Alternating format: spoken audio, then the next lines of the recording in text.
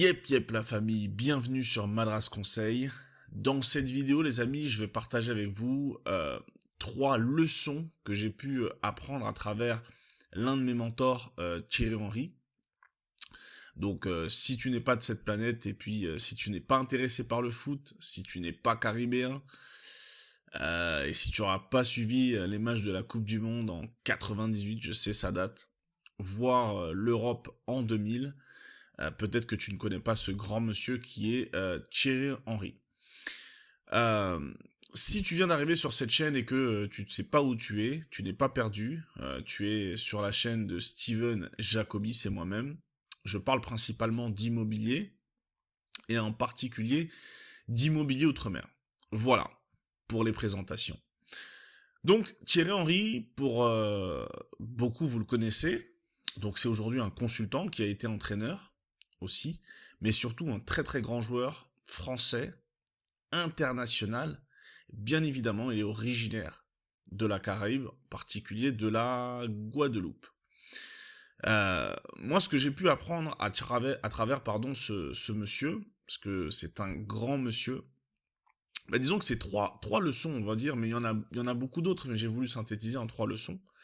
Et la première, ça va être, une fois je l'avais écouté sur une émission de radio, numéro 1 en France, et c'était son collègue Christophe Dugarry, donc un peu plus grand que lui, et il expliquait que lorsqu'il jouait avec Lilian Thuram, qui est l'un de ses grands frères, pour la petite parenthèse, le père de Thierry Henry à l'époque, lorsqu'il arrive à Monaco, club formateur de Thierry Henry, croise Lilian Thuram, un compatriote, et lui dit « Mon petit, là c'est mon fils, je veux que tu t'en occupes. » Tu vois ?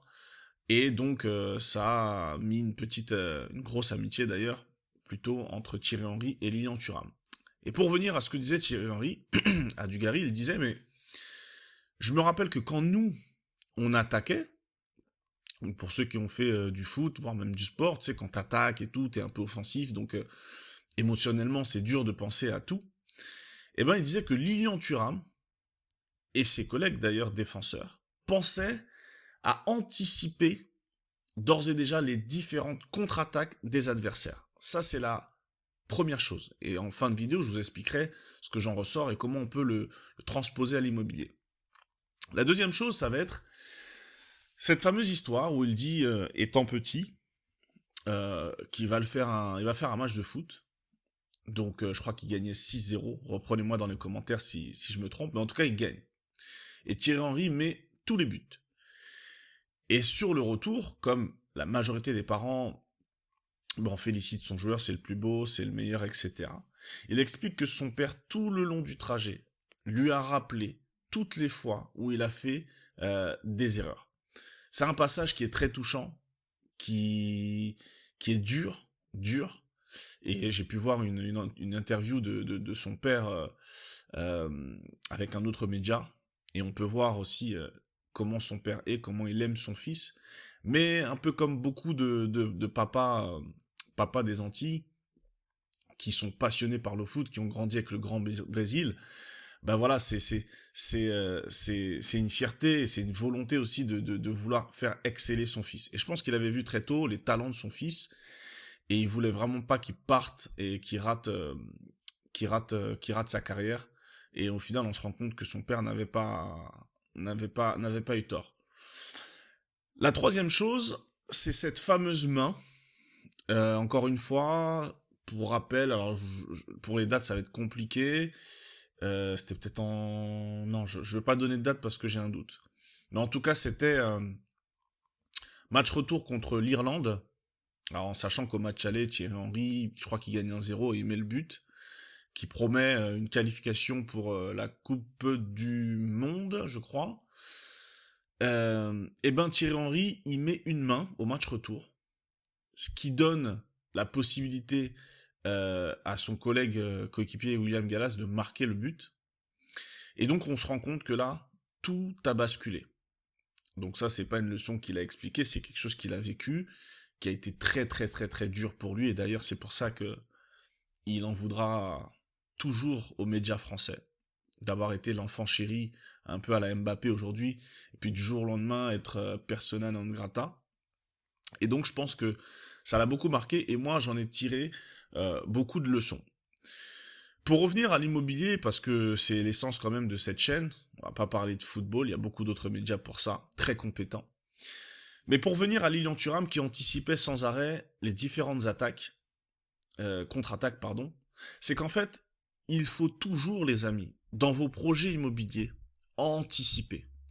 Et ce qui fait la force de beaucoup de communautés, et là où nous allons peut-être pêcher nous dans les départements d'outre-mer, c'est que parfois on va avoir alors c'est une généralité bien sûr, mais on va avoir une vision court-termiste. C'est-à-dire que, et moi jusqu'à quelques années j'étais comme ça, on pensait à notre projet et de savoir le cash flow qu'on va pouvoir en tirer dès le premier mois de location. Ou éventuellement pour les personnes qui regardent un peu plus loin, qui se disent bon bah de toute façon c'est un petit projet pour ma retraite. Alors chacun fait ce qu'il veut, mais je pense que on devrait non pas penser à nous dans l'immédiat, voire même sur le long terme, mais penser à nos enfants, voire à nos petits-enfants. Et moi je le vois aujourd'hui, les parents, les grands-parents qui ont eu la merveilleuse idée d'acheter, et Dieu sait que c'était dur, mais d'acheter à l'époque, et ben aujourd'hui ce sont des grands-parents qui ont laissé des maisons sans crédit, à leurs enfants et à leurs petits-enfants, et beaucoup de personnes bénéficient justement de ces logements sans crédit. Il y a juste les charges à payer. Et de génération en génération, on en profite. Alors là, on parle que d'une maison, mais l'objectif, c'est de faire ça sur plusieurs lots. Et c'est là où la question va se poser, est-ce qu'on part sur des projets rentables uniquement, des projets patrimoniaux, où est-ce qu'on investit, dans quelle zone géographique, parce que c'est bien beau d'aller au fin fond de je sais pas où pour de la rentabilité, mais est-ce que nos petits-enfants plus tard aimeront s'occuper d'un bien? Enfin je sais pas, moi si j'ai un bien à Chypre, c'est bien beau, hein, j'ai rien contre Chypre, mais je me vois mal aller là-bas tous les 6 mois pour gérer ou quoi que ce soit. Donc vraiment, anticiper, et on le voit bien, et malheureusement, lors de beaucoup de décès, ben, ce sont il n'y a pas eu d'SCI, il n'y a pas eu de consultation au niveau des avocats, fiscalité, enfin, on se retrouve avec des maisons qui déprécissent malheureusement, et des familles qui se déchirent, des frères et sœurs qui se sont entendus pendant plusieurs années, et qui au final se déchirent, ne se parlent plus, et les enfants, bah du coup, cousins, cousines, qui comprennent pas. Donc ça, c'est vraiment quelque chose que, si on peut transposer à l'immobilier, c'est quelque chose, une leçon que j'apprends, et que j'ai pu apprendre. Et ensuite, pour la sévérité du père de Titi, bah ça me rappelle qu'en fait, dans la vie, rien n'est acquis. Dans la vie, il faut travailler dur, et dans l'immobilier, rien n'est acquis. Dans l'immobilier, il faut travailler dur, ne pas avoir peur de parfois mettre la main, pas toujours à la poche, mais de mettre les mains dans le cambouis. Parfois, bah, s'il faut casser des trucs, bah, mettez la main parce que ça peut vous faire gagner du temps, pas forcément de l'argent, mais du temps. N'essayez pas de tout déléguer, il faut parfois aussi essayer d'apprendre. Apprenez, apprenez, apprenez. Et c'est dans la difficulté, c'est dans les erreurs qu'on va apprendre. Alors bien sûr, faut pas se lancer, voilà, tu connais rien, tu te lances, tu fais confiance à tout le monde, c'est pas ça que je dis. Mais je dis juste que il faut être dur avec soi-même, toujours se remettre en question, pas chercher la facilité, et apprendre, apprendre, apprendre, apprendre, apprendre. Voilà, moi c'est le conseil que je pourrais vous donner, et ce que j'ai pu voilà, tirer de ça, mais bon, j'ai plus tiré des leçons de vie, bien sûr, qu'immobilier hein, dans un premier temps, mais là c'est vraiment l'objectif de transposer ça.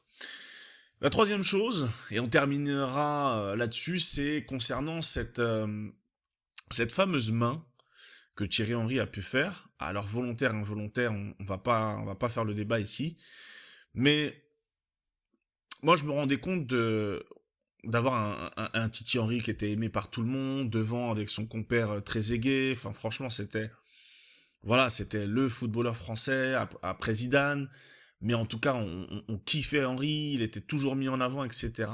Et du jour au lendemain tout a basculé, comme je l'ai dit tout à l'heure, persona non grata. C'est inadmissible, etc. On l'a pas défendu d'un point de vue international. La France ne l'a pas défendu au niveau de l'international, et c'est quelque chose qui a été très très très très dur pour lui. Et on le voit même encore aujourd'hui, je vais pas dire cette haine, mais il y a quelque chose. Il y a quelque chose, et encore une fois, je dirais que tout peut basculer, dans l'immobilier c'est pareil. Ne croyez pas que vous avez 2, 3, 4, 5, 6, 7, 8, 9, 15 appartements, des immeubles, des villas.